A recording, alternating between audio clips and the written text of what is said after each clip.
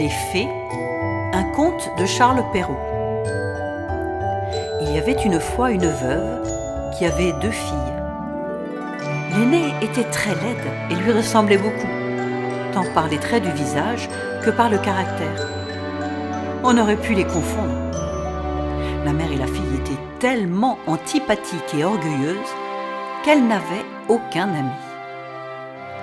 La plus jeune était au contraire le portrait de son père, très douce, très gentille.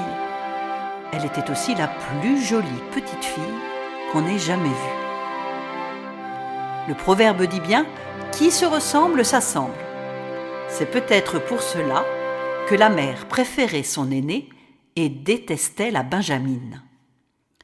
Son père n'étant plus là pour la protéger, la pauvre petite devait manger à la cuisine, faire les courses et travailler sans trêve. Entre autres, elle devait 2 fois par jour aller chercher l'eau à une source située à 2 kilomètres de la maison. Un jour qu'elle était à la fontaine, elle vit une vieille femme sortir d'un bois voisin, venir vers elle et lui demander d'une voix tremblante si elle pouvait boire à sa cruche. « Bien sûr, ma bonne dame, » répondit l'enfant. Elle puisa de l'eau dans l'endroit le plus limpide de la source et tendit sa cruche à la dame pour qu'elle puisse boire. Quand elle fut désaltérée, la dame lui dit « Tu es tellement jolie, tellement gentille, que je veux te faire un cadeau. Chaque fois que tu parleras, tes lèvres laisseront s'échapper une fleur ou une pierre précieuse. » La vieille dame était une fée qui, pour voir si la jeune fille était gentille, avait pris l'apparence d'une vieille paysanne. Quand elle fut de retour chez elle, sa mère la gronda, lui reprochant d'avoir mis trop de temps.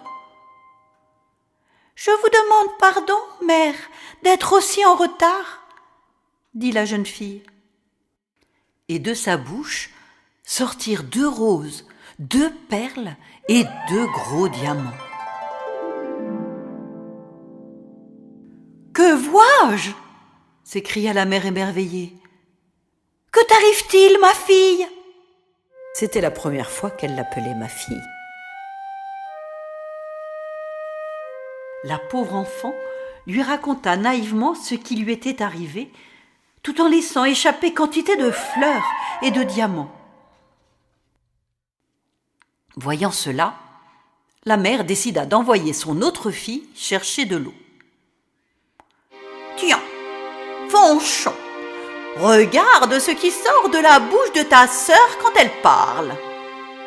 Tu vas aller aussi puiser de l'eau à la fontaine. Et si une vieille femme te demande à boire, tu la serviras avec gentillesse. Moi, aller chercher de l'eau, répondit la méchante fille. Je veux que tu y ailles, répliqua la mère. Et tout de suite. Fanchon obéit en grognant. Elle prit le plus beau flacon d'argent qu'elle put trouver au logis et partit.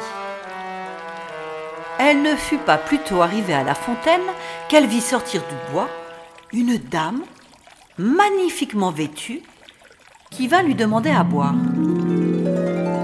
C'était la fée qui était apparue à sa sœur, mais qui avait pris l'allure et les vêtements d'une princesse, pour voir jusqu'où irait la malhonnêteté de la jeune fille.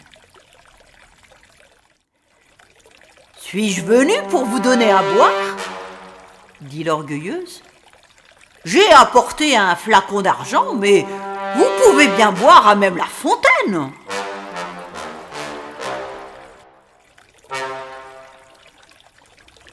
« Vous n'êtes guère aimable, » reprit la fée sans se mettre en colère.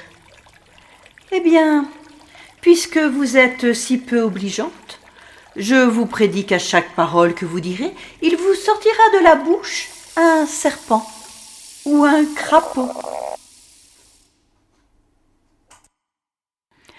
Dès que sa mère aperçut Fanchon, elle questionna avec impatience. « Alors, ma fille ?»« Eh bien, voilà !» bredouilla-t-elle, en vomissant 2 vipères et un crapaud. « Oh, que vois-je » s'écria la mère. « C'est sûrement ta sœur qui est cause de tout cela. Elle me le paiera. » Aussitôt, la mère courut après la pauvrette pour la battre. Sans plus attendre, l'enfant se sauva dans la forêt voisine.